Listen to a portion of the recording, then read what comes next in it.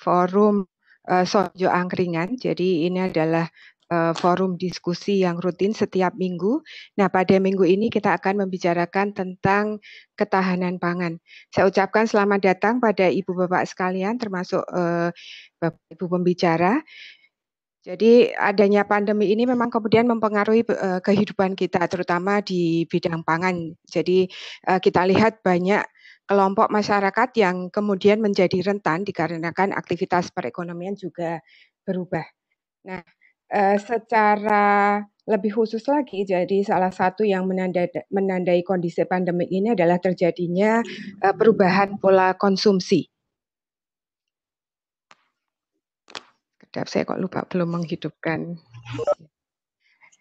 Jadi pola konsumsi, pola distribusi, dan pola produksi masyarakat. Jadi selama ini pola konsumsi masyarakat itu memang sangat dipengaruhi oleh barang yang tersedia oleh industri pangan. Tetapi karena adanya pandemi ini, kemudian ini mengubahnya. Jadi ada pembatasan mobilitas, sehingga secara tidak langsung itu juga akan mempengaruhi berbagai pola konsumsi, produksi, dan distribusi pangan tadi. Nah, untuk itu sore ini kita akan membicarakan hal tersebut bersama 3 pembicara kita.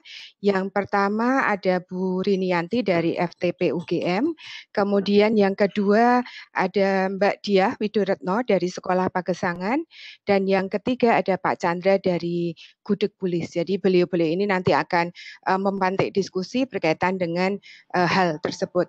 Nah, untuk setiap pembicara ini kami beri waktu sekitar 15 menit, kemudian nanti diikuti dengan diskusi. Sebagai urutan kita mulai dari Ibu Rini, kemudian Ibu Diah Widoretno, dan kemudian Pak Chandra. Jadi monggo kita mulai dari Ibu Rini. Ibu Rini bisa share paparan atau monggo. Saya share.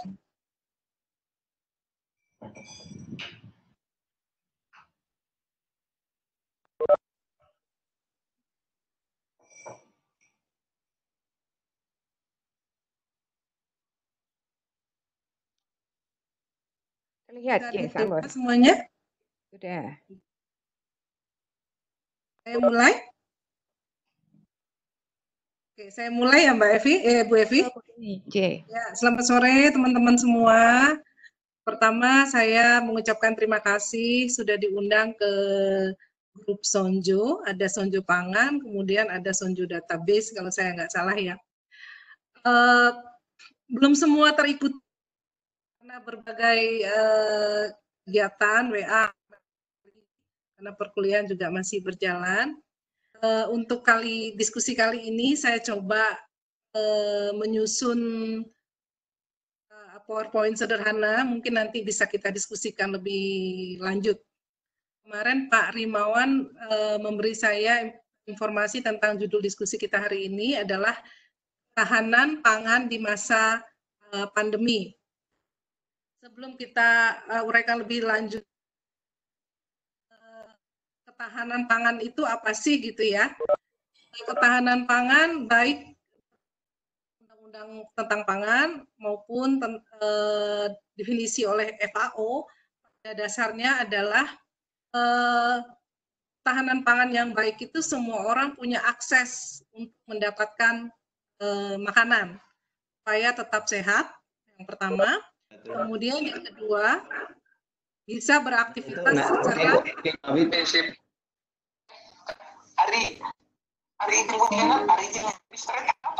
Selasa.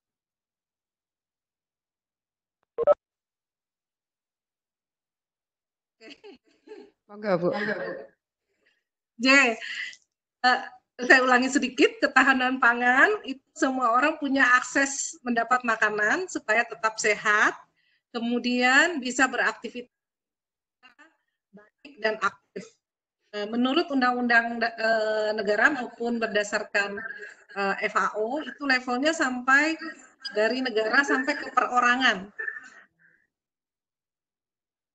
Kemudian bagaimana mendapat makanan?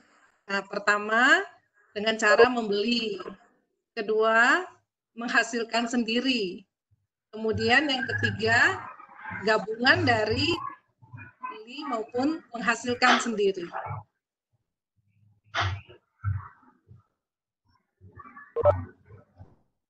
Mari kita lihat satu persatu.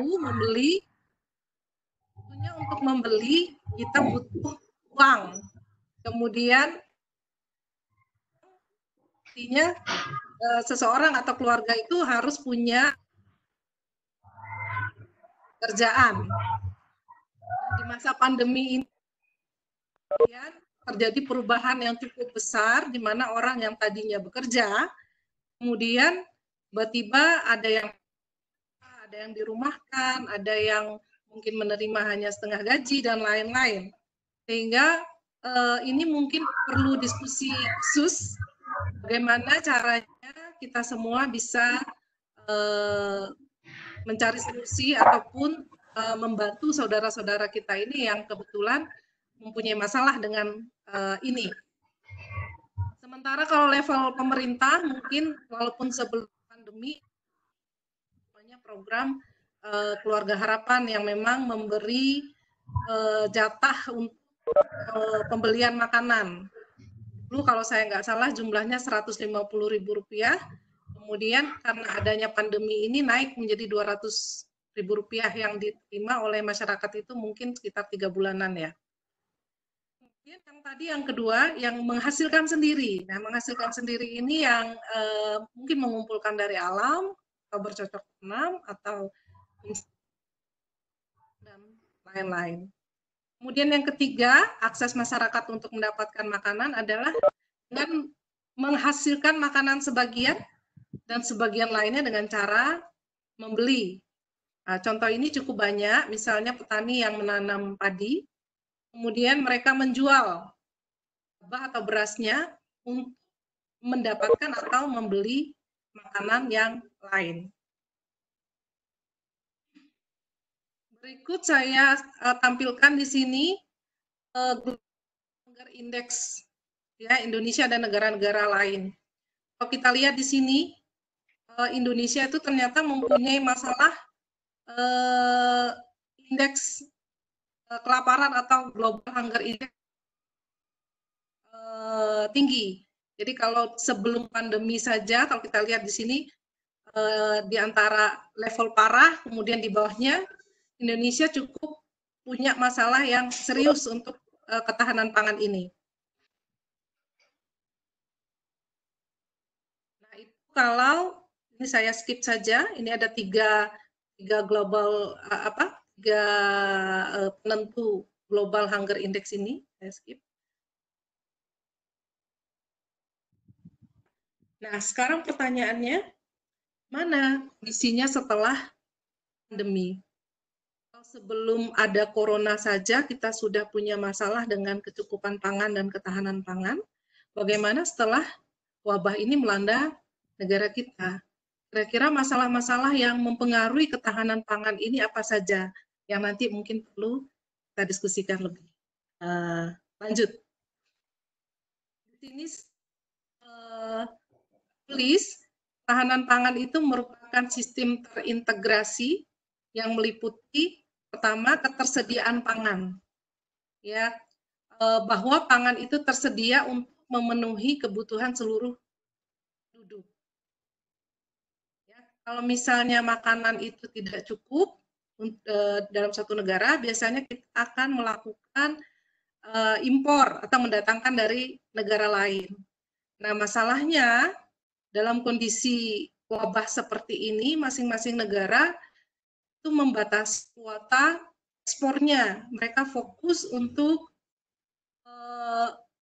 juga menyelamatkan masyarakatnya sendiri.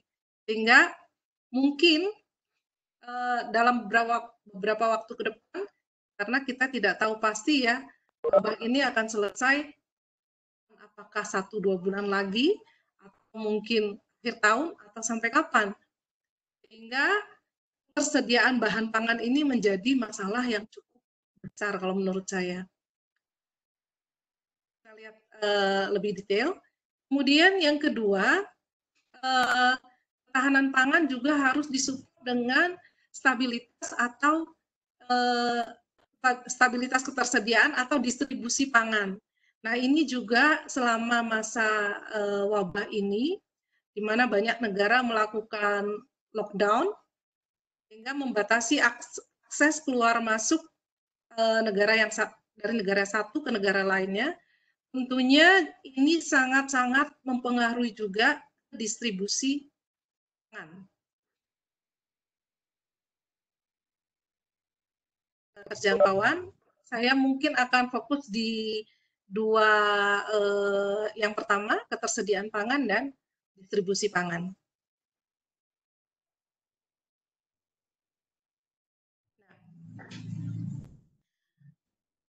Ketersediaan pangan,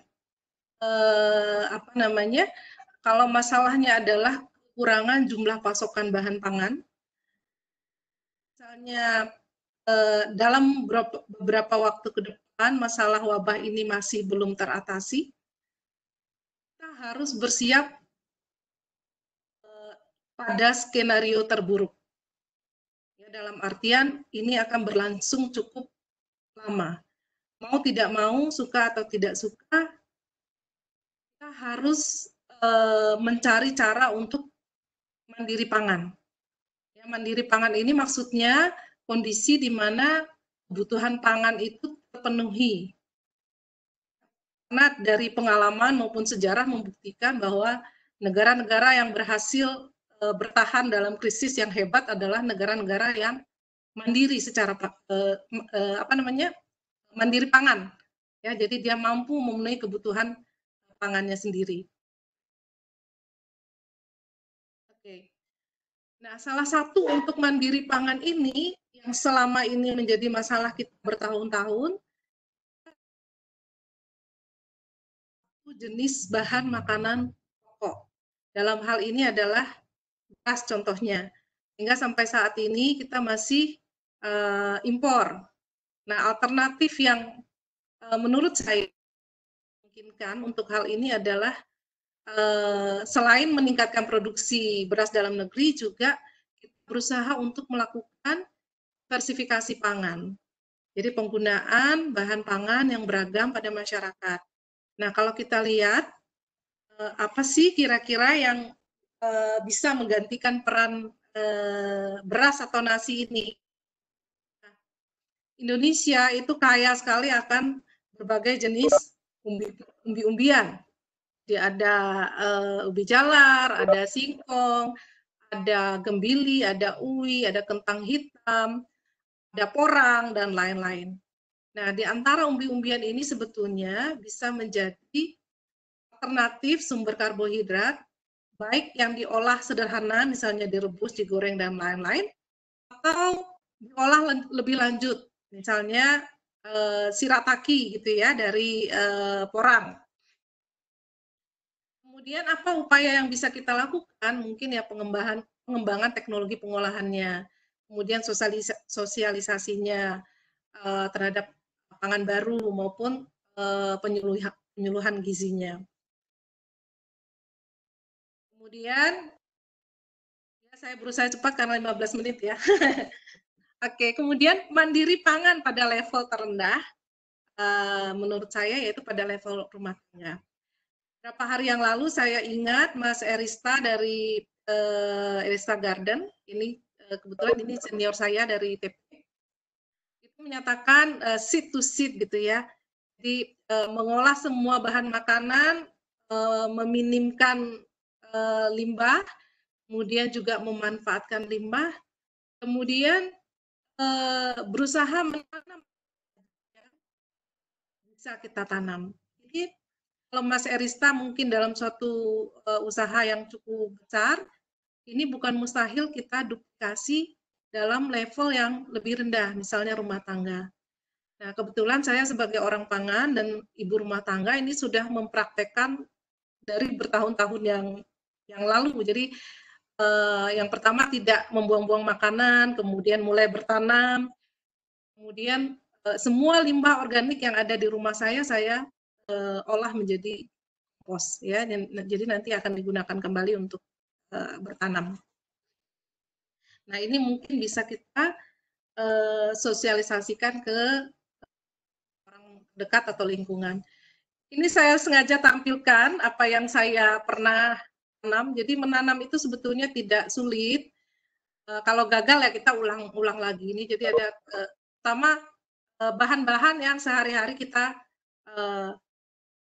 gunakan. Jadi misalnya daun bawang, sayur-sayuran, kemangi, bunga telang, dan lain-lain. Ini bisa kita tanam dengan mudah, sangat mudah tumbuhnya.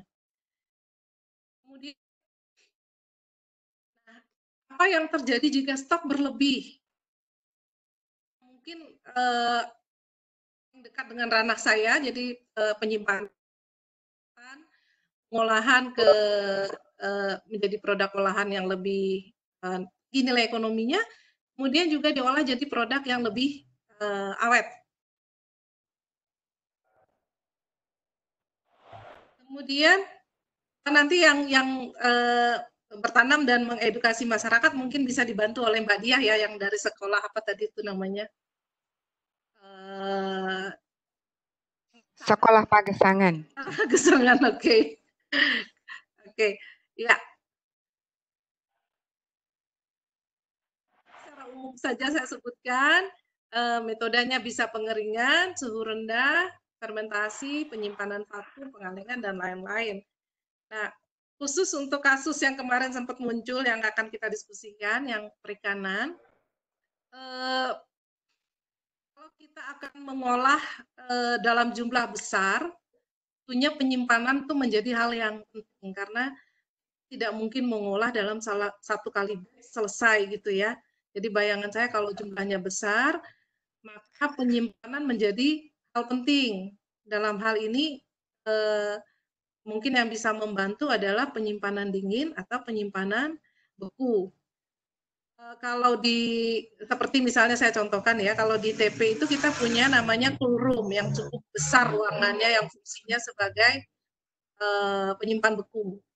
Tapi kalau skala rumah tangga atau industri-industri kecil mungkin bisa dengan standing freezer.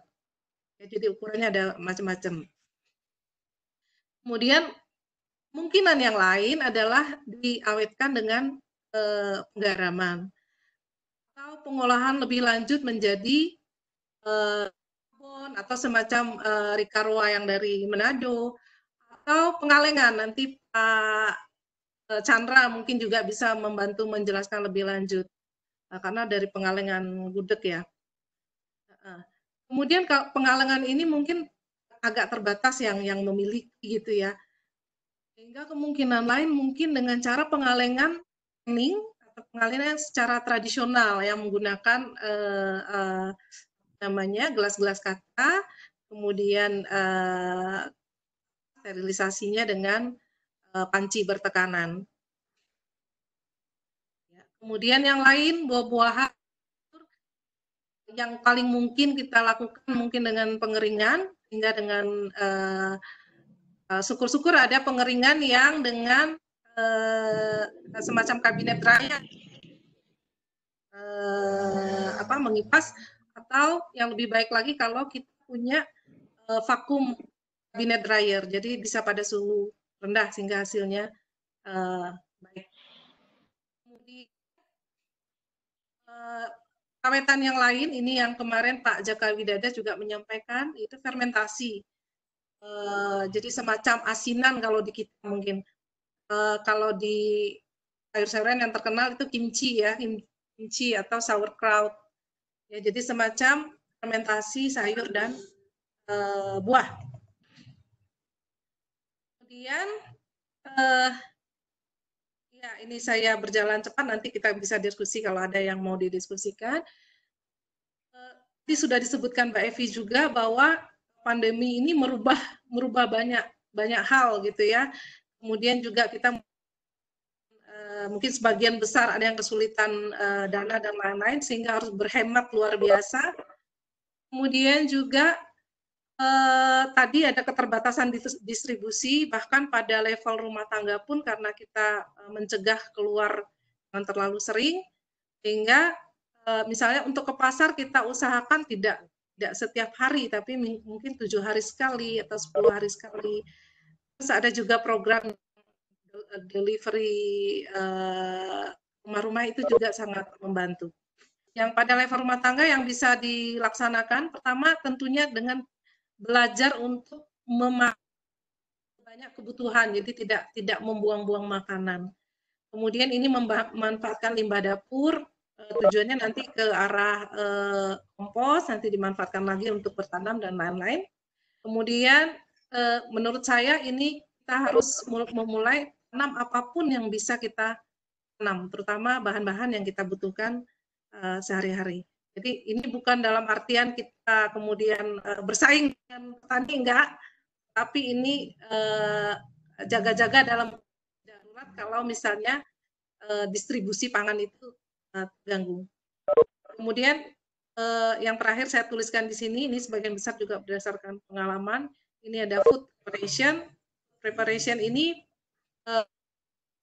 misalnya untuk level rumah tangga ya, karena kita punya kendala untuk melakukan akses mendapatkan makanan, sehingga kita harus mempersiapkan ini mungkin untuk seminggu atau 10 hari seperti yang saya sebutkan tadi. Yang pertama kita lakukan adalah rencanakan bahan makanan yang dibutuhkan untuk minggu ke depan. Kemudian kita lakukan siapan, pengemasan, kemudian disimpan pada suhu yang tepat. Ya, kalau misalnya daging dan ikan ada pada suhu beku, kalau sayur pada suhu dingin dan lain-lain. Kemudian juga kita berusaha menyimpan itu dengan cara penyimpanan yang tepat. Ya, jadi mungkin dengan dibungkus, dengan disimpan di dalam box dan lain-lain. Kemudian rencanakan dulu mana bahan pangan yang akan diolah terlebih dahulu, yaitu kita utamakan bahan-bahan yang mudah rusak, kemudian diikuti dengan bahan pangan lain. Kemudian ini hanya di food preparation saya yang ada di rumah tadi saya foto gitu ya. Jadi yang harus disimpan di dalam freezer ini contoh kebetulan di rumah saya seperti ini. Jadi saya siapkan untuk seminggu atau 2 minggu ke depan. Kemudian saya simpan beku untuk bahan-bahan yang memang bisa disimpan beku. Untuk sementara itu yang bisa saya sampaikan. Mungkin nanti silakan teman-teman lain kalau ada diskusi yang mau kita bahas bersama. Baik Bu Rini, saya kira ini paparan yang sangat lengkap. Terima kasih sekali. Jadi tadi ada tips-tips bagaimana menyiapkan makanan dan juga pemulihan makanan. Nah tadi ada satu hal yang penting yang digarisbawahi oleh Bu Rini yaitu mengenai mandiri pangan. Jadi dikatakan bahwa masyarakat atau negara yang bertahan dalam krisis yang hebat adalah negara atau masyarakat yang mampu mandiri pangan. Nah, ini mungkin nanti juga yang akan diulas oleh Mbak Diah Widiretno yang selama ini bersama-sama dengan Sekolah Pagesangan memang bertujuan untuk melakukan kemandirian pangan di Desa Wintaos. Ini salah satu desa di Gunung Kidul di mana mereka menanam di tanah yang gersang. Nah, Mbak Diah ini juga sudah menulis buku yang berjudul Gesang di Lahan Gersang. Nah, monggo Mbak Diah. Ya, terima kasih Mbak Devi. Mbak, maaf, saya cek suara saya kedengeran nggak? Saya nggak pakai earphone. Kedengeran, jelas. Kedengeran ya. Oke, terima kasih. Ya, salam kenal teman-teman. Selamat sore, salam sejahtera untuk kita semua. Saya Diah Widiretno dari Sekolah Pagesangan. Di sini mungkin nanti saya hanya sekedar cerita saja. Jadi mungkin tidak memberikan sesuatu yang konsep-konsep yang yang susah-susah, tapi saya hanya ingin bercerita tentang kondisi real yang pernah kami pelajari dan insya Allah menjadi pelajaran buat saya pribadi khususnya sebenarnya. Tapi mungkin kalau saya ceritakan bisa semoga berharap menjadi pelajaran buat semuanya. Jadi menggarisbawahi, menyambungkan dengan apa yang disampaikan Bu Rini tadi bahwa makanan itu bisa diperoleh dari menanam sendiri, bisa diperoleh juga dari membeli. Tapi dalam kondisi pandemi seperti sekarang, semua negara, semua wilayah sepertinya mengutamakan untuk memenuhi pangan sendiri-sendiri ya. Jadi alternatif untuk impor itu istilahnya jaganya dari impor itu menjadi satu hal yang agak susah dalam sekarang. Jadi kalau kondisi sekarang tuh mau nggak mau memang kita dituntut untuk bisa mencukupkan kebutuhan pangan kita sendiri.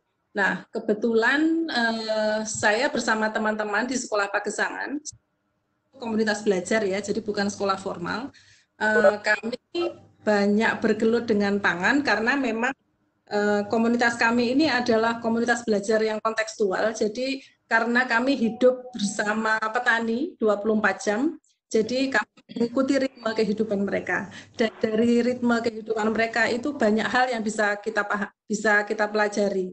Nah, tadi Mbak Evi sudah sempat menyebut kalau kami berada di Gunung Kidul, betul. Dan biasanya orang membayangkan Gunung Kidul itu dengan kekeringan, susah air, batu, aduh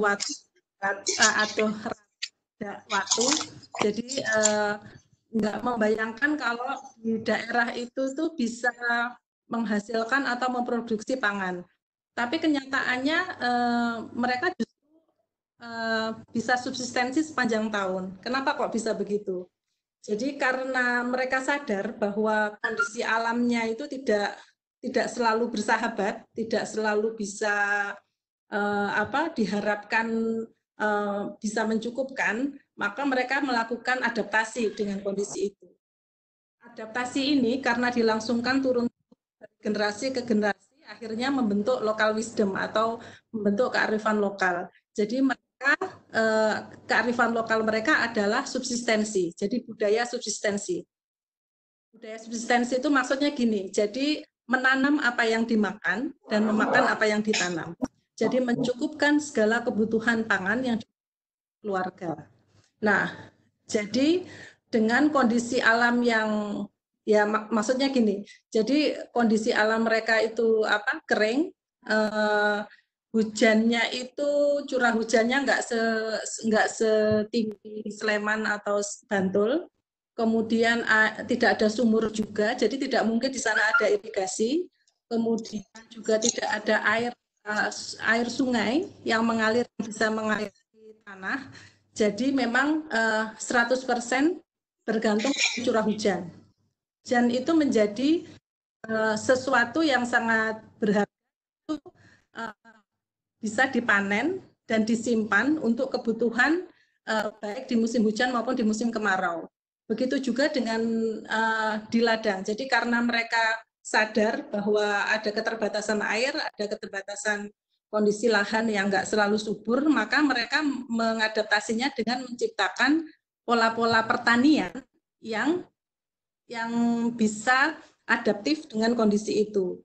Jadi bukan saya yang mengajari, tapi ini saya justru belajar dari mereka. Mereka menerapkan pola yang namanya, yang pertama adalah pola tanamnya itu dengan sistem tada hujan, kemudian mereka menanam secara polikultur. Polikultur itu dalam satu lahan itu bisa menanam lebih dari 7 sampai 10 jenis tanaman. Bahasa Indonesianya mungkin tumpang sari ya, tumpang sari atau campur sari. Kemudian mereka juga punya tradisi konservasi pangan dengan pengeringan maupun dengan fermentasi. Jadi cukup canggih sebenarnya teknologinya, walaupun teknologi itu sudah berumur lebih dari 100 tahun, tapi masih sangat relevan dengan kondisi sekarang. Misalnya mereka melakukan pengeringan beberapa sayuran, mereka melakukan pengeringan karbohidrat, mereka juga melakukan fermentasi untuk sayur sama kacang-kacangan gitu.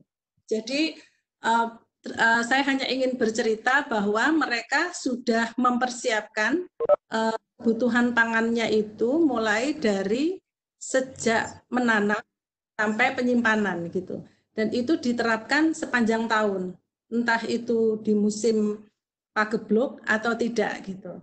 Jadi itu dilatari karena tadi yang saya sebutkan, karena setiap hari mereka berhubungan dengan kondisi alam yang tidak selalu bersahabat, jadi selalu ada upaya preventif untuk menjagani, untuk menyiapkan kondisi terburuk. Nah, karena di pikiran mereka sudah menyiapkan kondisi terburuk, sehingga mereka menanam. Pertama jelas mereka menanam, mereka sadar bahwa mereka harus mengandalkan diri mereka untuk memenuhi kebutuhan pangan. Kemudian mereka melakukan penyimpanan. Jadi setiap rumah itu punya lumbung pangan sendiri, namanya pesucen. Ruangannya itu namanya pesucen. Jadi itu sekaligus menjadi tempat yang disucikan, sekaligus menjadi tempat penyimpanan pangan. Jadi mereka menganggap lumbung pangan itu pun sebagai tempat yang disucikan. Jadi tidak sembarang orang bisa masuk ke pesucen, karena itu harus yang bisa masuk itu biasanya ibu atau bapak kepala rumah tangga yang umumnya mengatur manajemen pangan mereka selama setahun. Nah, di situ di pesucen itu mereka simpan segala jenis hasil panen mereka, karena tadi aku cerita kalau mereka menanam beragam jenis tanaman, maka hasil panennya pun beragam, mulai dari kacang-kacangan. Kacang-kacangannya pun itu lebih dari 7 jenis ya rata-rata. Kemudian ada karbohidrat, karbohidratnya juga tidak hanya beras. Mereka juga menanam umbi-umbian yang mungkin sekarang di Jogja udah agak susah ya nyarinya, kayak gembiri, kemudian uwi, tales, ya beberapa garut, umbi-umbian yang kami identifikasi itu lebih dari 10 yang biasa ditanam di setiap kakak. Kemudian selain itu juga mereka menanam beberapa jenis serealia selain beras ya, seperti sorghum, beberapa keluarga masih tanam, jali itu hanjeli kalau dalam bahasa Indonesia. Kemudian ada juga yang menanam beberapa tanaman liar, kayak aku lupa namanya. Tanaman liar yang biasanya juga udah nggak banyak dikenal di tempat lain. Jadi saya ingin bercerita bahwa dengan mengadaptasi kondisi yang tidak selalu dianggap tidak menguntungkan, itu kadang-kadang membuat orang menciptakan tradisi atau sistem, kelompok masyarakat ini menciptakan tradisi atau sistem yang membantu mereka untuk bisa bertahan hidup. Nah, saya banyak belajar dari teman-teman di Wintaos, karena dari mereka justru saya melihat mulai dari persiapan penanaman sampai ke pengolahan itu mereka mengikuti siklus alam. Jadi anggap bahwa alam ini sebagai musuh yang harus ditaklukkan, tapi mereka mengadaptasinya sehingga mereka membaca tanda-tanda alam. Mereka tidak akan menanam tanaman di mongso yang tidak seharusnya, gitu misalnya. Mongsone nanam jagung, ya nanam jagung. Singkong juga nanam singkong, jadi dia mengikuti ritme alam dan tidak melawannya. Ketika tidak pada musim menanam, ya mereka biarkan saja, sehingga itu juga menjadi siklus memutus hama juga yang alamiah. Jadi justru menurut saya ini menjadi kelihatannya kalau orang dulu menganggap ini menjadi sistem desa yang terbelakang ya, tapi kalau menurut saya ini menjadi sistem yang canggih karena sangat adaptif, pun karena dia preventif untuk menyiapkan kondisi terburuk. Jadi komunitas yang paling tenang itu ya desa-desa di Gunung Kidul yang masih menerapkan pola-pola subsistensi seperti ini. Mungkin itu ceritakan. Waktunya udah habis belum, Mbak? Masih sedikit lagi, Mbak Dia. Masih ada tambahan? Kira-kira ya. Ya, jadi intinya dalam tradisi ini, tradisi pangan yang mereka terapkan, tidak hanya menanam secara alamiah, tapi mereka juga menyimpannya, juga melakukan pengawetan tradisi ya, melalui pengeringan dengan sinar matahari, juga melalui fermentasi juga gitu. Mereka juga punya lumbung pangan di setiap kakak. Nah, karena setiap rumah tangga itu punya kelimpahan yang berbeda-beda, makanya kami di Sekolah Pagesangan sekarang sedang mencoba mulai dari 5 tahun lalu itu membuat kayak semacam usaha bersama di kelompok. Jadi yang itu kita kelola bareng, jadi menjadi usaha komunitas. Jadi setelah urusan rumah tangga, maksudnya setelah ketercukupan pangan di rumah tangga itu cukup, surplusnya itu kita kelola bareng. Jadi kita mengelola hingga sekarang itu sudah ada sekitar 22 produk, mulai dari tiwul, mulai 8 jenis tempe, aneka keripik, dari umbi-umbian. Nah, itu semuanya dikelola secara komunal gitu. Jadi hitung siap, kita bikin sistem mulai dari sistem produksi sampai distribusi. Jadi sebenarnya kalau mau berkaca dari tradisi pangan lokal di setiap daerah itu, saya yakin setiap daerah itu sebenarnya punya cara-cara sendiri untuk mencukupkan pangan salah satunya. Nah, itu yang harusnya banyak digali kalau menurut saya. Justru itu menjadi referensi buat kita semua. Ada untungnya juga, bukannya kita bersyukur ada pandemi, enggak, tapi maksudnya untungnya masih ada sistem-sistem yang bisa membuat kita berkaca gitu. Jadi kalau masih punya sistem ini seharusnya membuat kita bersyukur juga ya, karena kalau kita mau berkaca dari sistem ini mungkin bisa menjadi solusi dari masalah pangan yang dihadapi sekarang. Matur nuwun Mbak Diah. Sami-sami Mbak. Jadi tadi ada satu kata kunci ya yang membuat bagaimana masyarakat di perdesaan itu bisa bertahan di masa pandemik seperti ini, yaitu adaptasi. Jadi mungkin ini sebenarnya adalah kearifan lokal dari sejak zaman dahulu kala yang ini nanti bisa menjadi penyelamat. Nah, selanjutnya masih ada satu pembicara lagi yaitu Pak Chandra dari Gudeg Bulis. Jadi Pak Chandra ini nanti akan menyampaikan dari sisi produsen, jadi bagaimana menyikapi permintaan yang turun, kemudian apa yang bisa dilakukan dengan adanya surplus produksi pangan sebenarnya, karena masa-masa saat ini adalah masa panen. Jadi kalau Ibu Bapak mungkin seringkali mendapat pesan-pesan viral begitu ya. Jadi ada petani ikan, ada petani padi, kemudian juga peternak ayam yang saat ini mengalami surplus produksi. Nah, monggo mungkin Pak Chandra ada beberapa tips terutama untuk pemulihan makanan tersebut. Monggo Pak Chandra. Terima kasih. Terima kasih Bu Evi, bisa dengar ya? Iya, jelas. Assalamualaikum warahmatullahi wabarakatuh. Waalaikumsalam warahmatullahi wabarakatuh. Alhamdulillahirabbil alamin, saya diberi kesempatan untuk bisa sembuh di Sanjung. Bahwa perkenalkan, nama saya Chandra Setiawan Kusuma.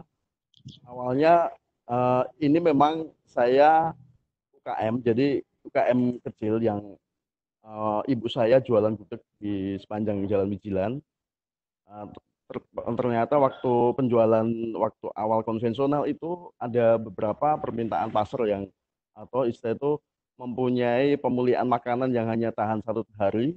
Saya berkeinginan membuat sebuah terobosan. Memang ini untuk arahan kedepannya juga saya membina beberapa UKM yang awalnya juga menjual orang tuanya. Jadi ini malah generasi keduanya itu mereka membuat sebuah inovasi produk kaleng. Jadi untuk di kondisi pandemi corona COVID-19 ini, meskipun warung kita masih jualan warung secara konvensional, tetapi warung itu tidak bisa berjalan seperti normal karena kondisi istilah keterbatasan mobilitas manusia.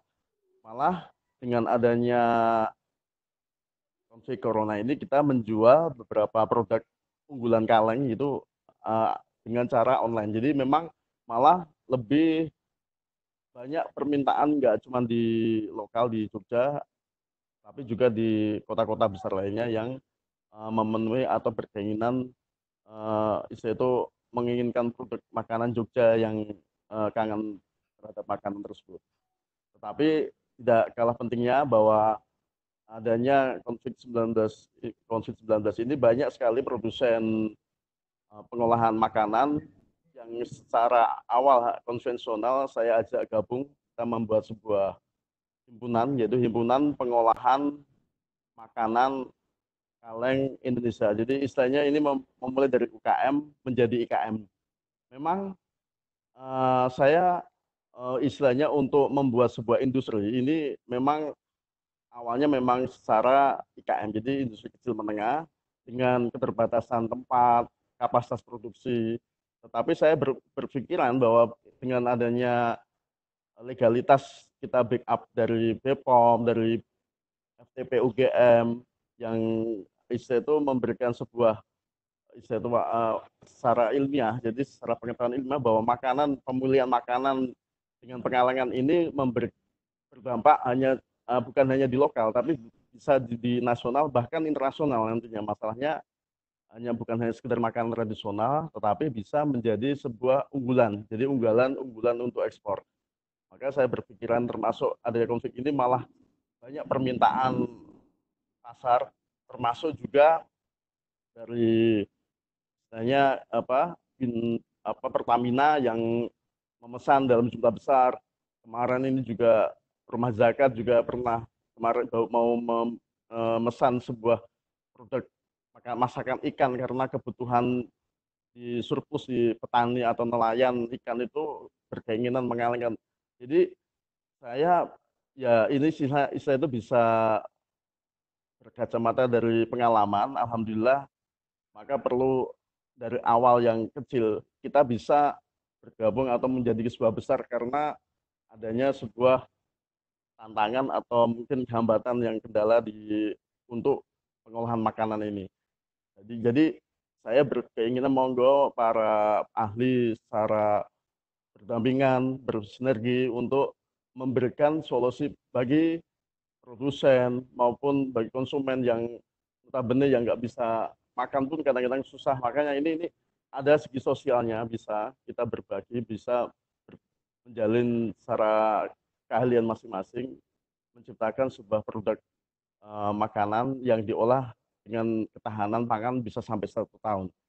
Dengan adanya terapan ilmu, terapan teknologi, maupun dengan dasar karena ada unsur izin edar yang itu sesuai dengan makanan yang dikalengkan. Masalahnya setiap makanan pun punya spesifikasi maupun keistimewaan masing-masing. Awalnya dari gudeg saya menciptakan sebuah kaleng, sekarang di tempat kami hampir 100 lebih makanan yang dikalengkan, jenis makanan yang dikalengkan di tempat kami. Jadi kami juga merasa bangga bahwa teman-teman yang bergerak dengan adanya eksperimen maupun chef maupun ahli masak yang punya warung masing-masing punya keinginan pemulihan makanan ini. Saya berkeinginan nanti ke depannya bahwa dari Jogja, karena hanya Jogja kota kreatif bukan kota industri, menciptakan sebuah karya yang besar. Terima kasih, sekian. Assalamualaikum warahmatullahi wabarakatuh. Waalaikumsalam warahmatullahi wabarakatuh. Terima kasih Pak Chandra. Jadi kalau menurut Pak Chandra kata kuncinya adalah inovasi. Jadi menghadapi kondisi seperti ini adalah bagaimana melakukan inovasi, termasuk tadi misalnya karena adanya surplus, kemudian beberapa itu diawetkan dalam bentuk kaleng dan ternyata itu direspon oleh pasar. Nah, demikian tadi apa yang sudah disampaikan oleh semua pembicara dan ini sangat menarik. Untuk itu sekarang saya buka termin pertama. Jadi monggo Ibu Bapak kalau ada yang mengajukan pertanyaan, sebenarnya ada juga yang sudah menuliskan pertanyaan di chat. Jadi ada beberapa yang kemudian menanyakan bagaimana strategi untuk mereka yang memiliki lahan yang kurang ideal untuk melakukan penanaman secara mandiri. Jadi apakah kemudian ada semacam referensi praktis yang bisa dibaca atau tidak. Jadi mohon ini juga ditanggapi oleh Ibu Bapak sekalian, tapi monggo saya buka dengan 3 pertanyaan dulu.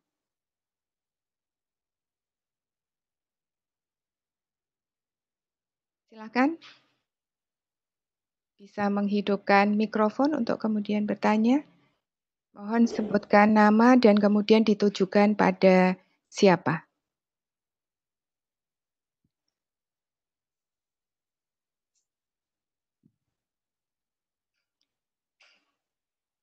Baik, karena belum ada mungkin. Halo. Ya, silakan. Ya, boleh. Makasih Mbak Evi ya. Ya. Ya, saya nama saya Hari, Muhammad Haryadi Setiawan. Saya tinggal di Bandung, Mbak. Bandung, Jawa Barat.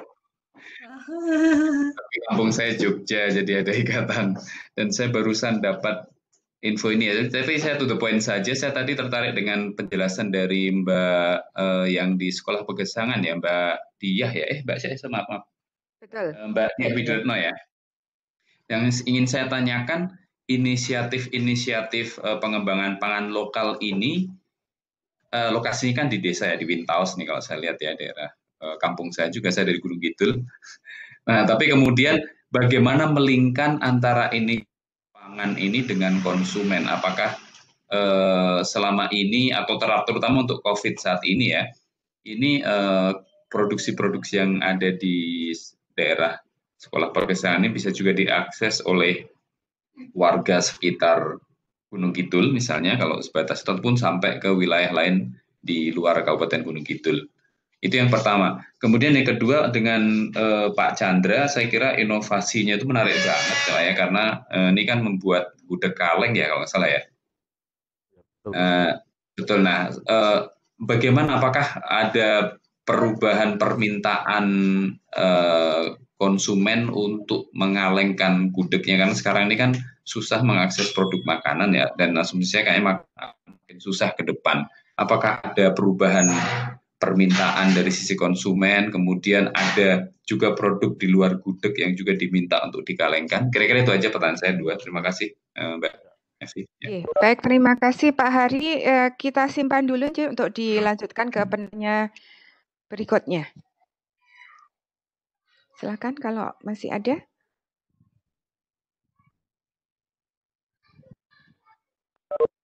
Baik, karena belum ada, jadi monggo yang pertama direspon oleh Ibu Rini yang berkaitan tadi untuk menanam pada lahan yang kondisi tidak ideal. Kemudian yang kedua tadi dari Pak Hari dari Bandung, ini untuk Mbak Diah dan juga Pak Chandra. Monggo dimulai dari Ibu Rini. Oke, ini tadi pertanyaan yang menanam di lahan yang kurang ideal gitu ya. Sebetulnya walaupun bukan latar belakang ilmu saya, sebenarnya saya lebih ke pengolahan pangan karena dari TP. Kayaknya teman-teman yang dari pertanian nggak ada ya? Sepertinya nggak ada. Di grup di grup kita ada Pak Nasih yang pakar sekali itu dalam pembuatan kompos. Tapi ini saya berbagi saja dari pengalaman saya. Kebetulan juga saya tinggalnya nggak punya pekarangan, jadi hanya sedikit pekarangan di depan, tapi nggak ada tanahnya, jadi udah di semen. Tapi itu tidak berarti kita nggak bisa menanam. Jadi kebetulan kalau saya di rumah, saya memanfaatkan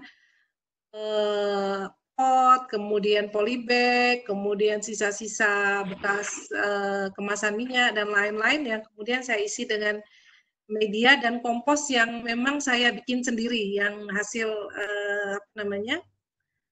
hasil limbah dapur saya yang kemudian saya olah menjadi kompos. Setelah 3 bulan, 4 bulan biasanya kita panen, kita ambil, kita isi pot, polybag atau wadah-wadah yang lain. Kemudian untuk benih dan bibit biasanya levelnya ini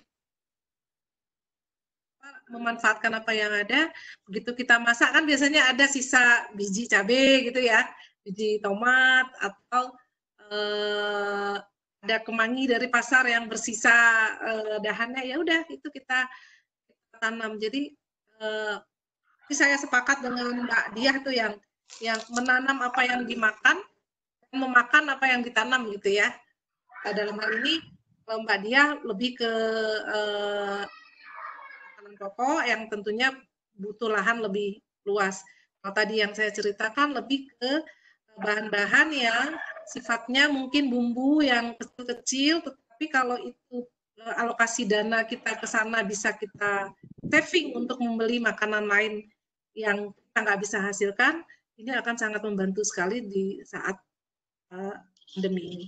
Sekali lagi, bisa memanfaatkan media apa saja, wadah apa saja, kita apa yang kira-kira bisa kita lakukan. Mungkin Bu Rini kagungan referensi praktis berkaitan dengan hal itu? Maksudnya buku gitu atau gimana? Buku atau? Saya kira informasi itu kalau kita googling tuh banyak sekali. Nggak mesti khusus gitu bukunya, enggak. Nanti bisa cari di YouTube cara bertanam dan lain-lain, saya kira bisa. Baik, terima kasih Ibu Rini. Monggo dilanjutkan dengan Mbak Diah.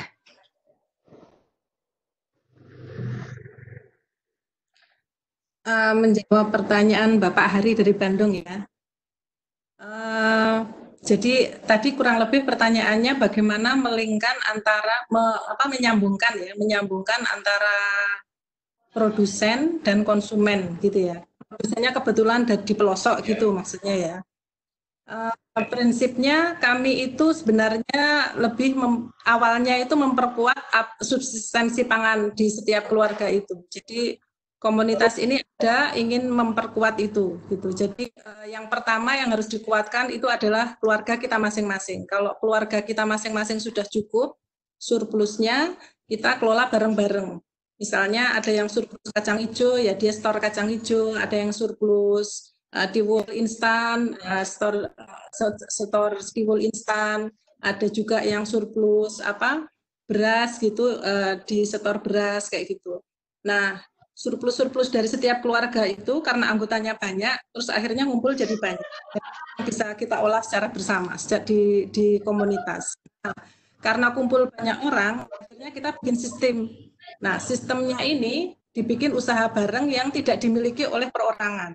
Jadi semacam koperasi atau semacam usaha bersama walaupun tidak diformalkan. Nah, dalam usaha bersama ini kita bagi tugas akhirnya. Ada yang khusus untuk memikirkan produksi, ada yang khusus memikirkan packaging, memikirkan distribusi atau marketing gitu. Nah, ini karena tugasnya sebagai marketing, dia harus memikirkan gimana caranya supaya ini bisa menembus pasar gitu. Nah, yang kami lakukan selama ini adalah secara online maupun offline. Kalau offline, bangun jaringan dengan pasar-pasar komunitas. Di Jogja itu banyak pasar komunitas ya. Kayak misalnya pasar dulu itu ada pojok pasar organik Jogja. Ada juga pasar Kamisan, ada juga pasar Milas, ada juga bazar-bazar bulanan yang diadakan oleh komunitas-komunitas tertentu. Jadi awalnya kita ikut kegiatan di pasar-pasar komunitas. Nah, dari situ jaringan berkembang. Nah, setelah jaringan berkembang, terus banyak yang perkembangan teknologi juga manfaatkan, kita tunggangi media sosial untuk mempromosikan. Akhirnya kita jualan lewat online gitu.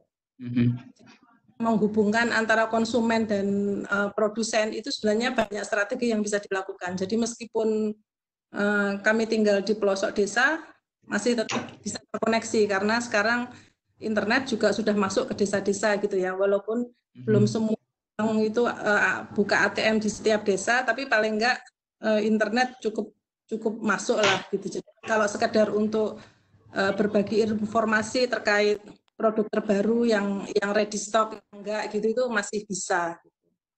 Itu yang kami lakukan, tapi ya ini masih karena ini dikerangkakan dalam kegiatan belajar gitu ya, jadi ya kita nggak terlalu nggak terlalu bisnis oriented gitu, jadi setiap yang kita lakukan, kita evaluasi, pelajari, kemudian apa yang harus dikembangkan. Jadi malah lebih terbuka untuk masukan, terbuka untuk hasil-hasil yang ternyata kita evaluasi kurang bagus, yang kita perlu perbaiki gitu, itu malah lebih enak gitu membangunnya. Ya, oke. Bisa saya ceritakan. Matur nuwun, Mbak. Baik, terima kasih Mbak Diah. Jadi monggo selanjutnya ke Pak Chandra. Pak Chandra, ini ada pertanyaan tentang perubahan permintaan konsumen yang dihadapi saat ini. Terima kasih. Tentang perubahan permintaan konsumen yang dengan adanya COVID-19 ini, itu dari yang awalnya memang permintaan secara online, jadi istilahnya penjualan online meningkat, jadi malah meningkat bisa hampir 200%. Masalahnya permintaan di Jakarta, mungkin kota-kota besar yang lainnya itu lebih membeli makanan dalam bentuk online. Dan dengan adanya kaleng ini salah satunya, yaitu untuk produk kami itu bisa meningkat lebih luas, lebih jangkauannya lebih panjang, lebih jauh. Juga ada permintaan konsumen yang kepingin mengalengkan juga produk mereka. Jadi ada di Medan, di Bali, di kota-kota lain sebenarnya potensi surplus bahan baku itu kemungkinan untuk mencoba mengalengkan dengan industri kami ya sebenarnya bisa dengan cara istilah itu kita pasakkan sesuai dengan keinginan. Contohnya Bu, ini ada permintaan ada koperasi yang termasuk pertanyaan yang kedua tentang di luar gudeg ini. Ada koperasi peternak Indonesia. Selama ini dia mitra binaan ratusan peternak di seluruh Indonesia. Itu mengkonsumsi daging sapi dan biasanya untuk haji, untuk itu acara-acara besar ini kan surplus. Jadi lagi mencoba beberapa mengalengkan jenis masakan serba domba. Jadi domba itu dengan masak tengkleng, ada sate domba, ada bakso, termasuk inovasi. Jadi malah ada inovasi-inovasi baru tentang masakan domba. Dan semuanya dikalengkan. Jadi ini hubungannya nanti untuk ketahanan pangan karena harga, nggak tahu kondisi di lapangan surplus itu sampai mitra binaannya itu nggak bisa menjual dagingnya, jadi merasa di harga murah sekali juga. Jadi ini PR. Jadi saya juga merasa berkeinginan membantu para koperasi peternak domba ini, salah satu itu yang sudah kami kerjakan. Terima kasih.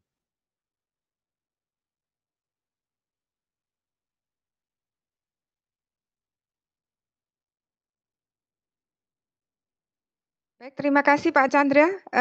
Karena masih ada waktu, saya buka untuk termin pertanyaan berikutnya.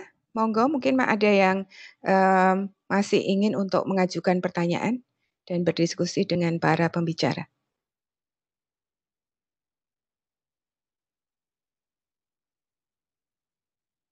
Baik, ini ada pertanyaan dari Pak Edi. Jadi bagaimana untuk teman-teman kita yang bekerja di sektor informal? Jadi apa solusi ketahanan pangan untuk mereka? Mungkin ini bisa ditanggapi oleh seluruh pembicara, Nggih. Bu Rini mungkin akan menanggapi pertanyaan ini, monggo.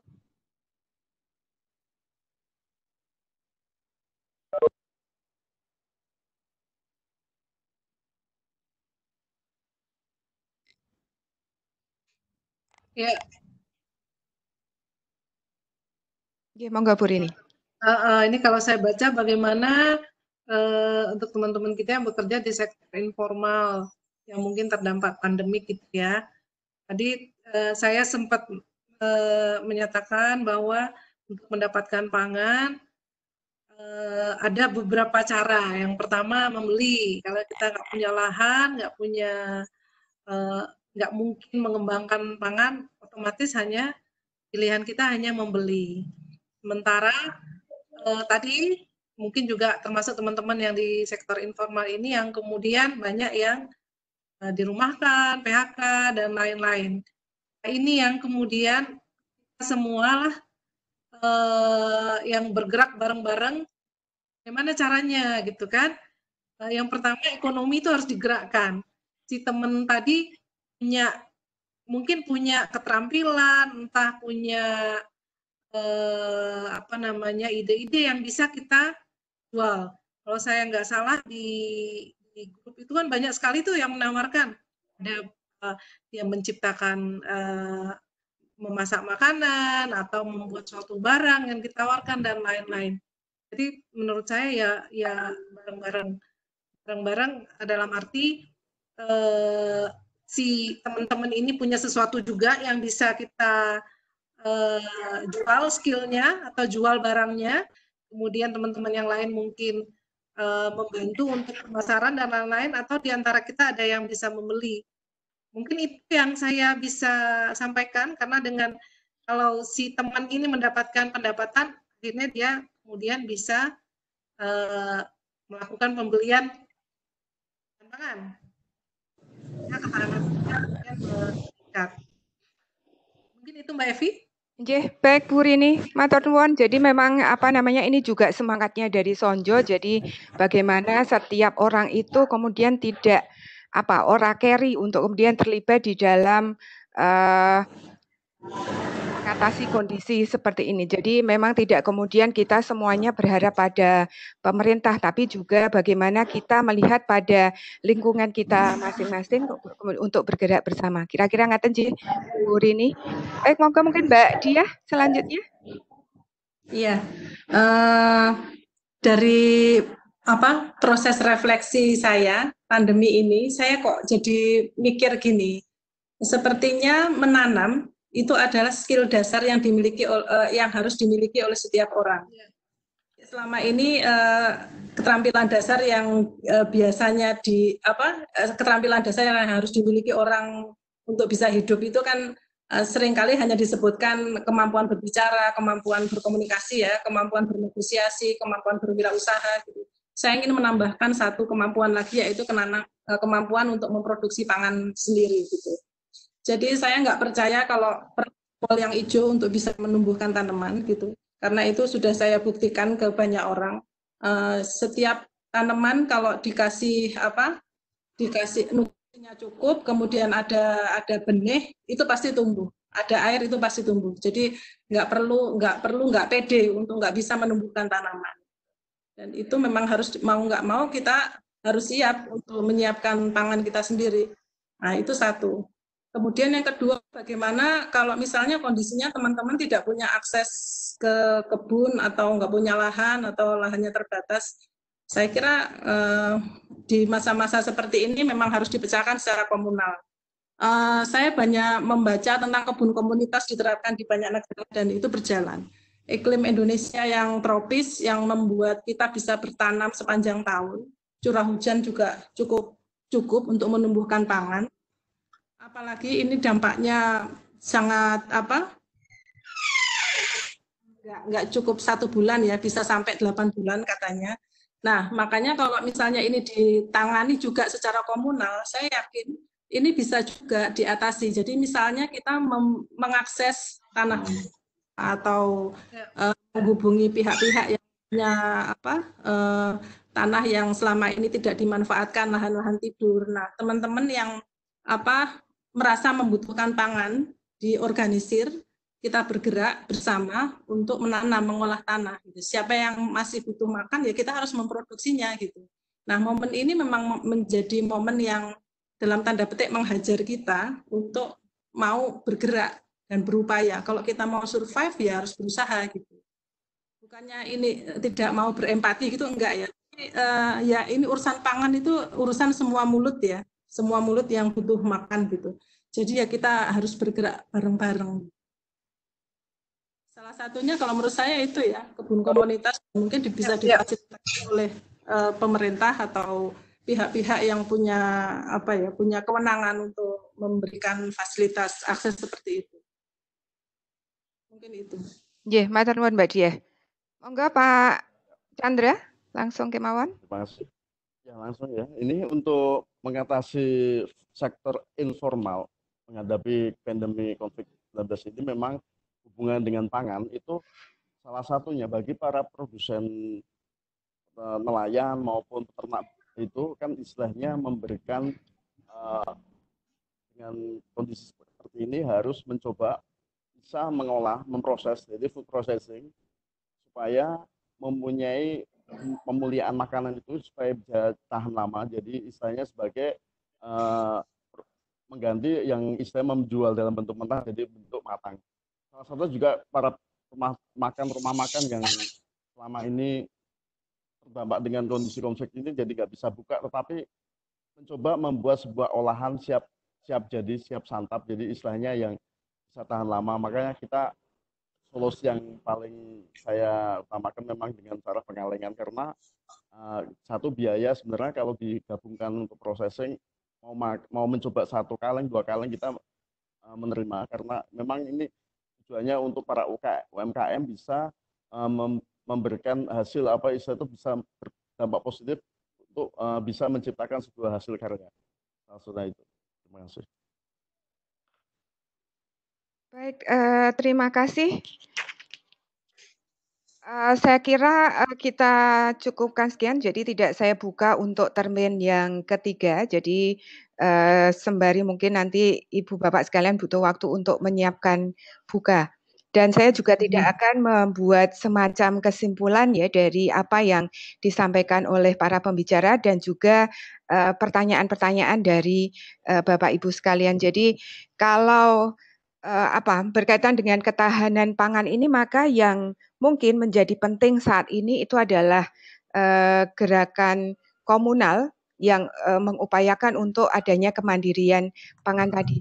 Karena sepertinya pandemi ini masih akan lama begitu ya. Jadi memang pangan ini akan selalu menjadi isu yang harus diatasi. Jadi kalau saya mengutip laporan krisis pangan dari WFP, itu menyebutkan ada sekitar 135 juta orang yang menderita kelaparan, dan saat ini bisa melonjak menjadi sekitar 270 juta karena adanya pandemi ini. Jadi strategi yang kemudian bisa dilakukan itu adalah melakukan adaptasi, kemudian gerakan komunal, terutama untuk tadi menularkan ya bahwa kemampuan menanam itu merupakan kemampuan dasar yang harus dimiliki. Jadi mungkin itu yang bisa saya sampaikan di akhir diskusi kali ini. Jadi untuk bahan dan juga rekaman itu nanti akan kami unggah di websitenya Sonjo. Jadi Ibu Bapak bisa mengecek di Instagramnya Sonjo. Di situ juga ada informasi mengenai kegiatan Songgo Angkringan di minggu berikutnya atau di waktu-waktu mendatang. Baik, terima kasih sekali lagi saya ucapkan kepada para pembicara, Ibu Rini, Mbak Dia, dan Pak Chandra, dan juga partisipasi dari teman-teman sekalian. Saya akhiri, Assalamualaikum warahmatullahi wabarakatuh. Mohon maaf atas segala kekurangan selama memoderatori diskusi kali ini. Waalaikumsalam warahmatullahi wabarakatuh. Selamat berbuka untuk semuanya. Ya, selamat berbuka semuanya. Terima kasih. Matur nuwun.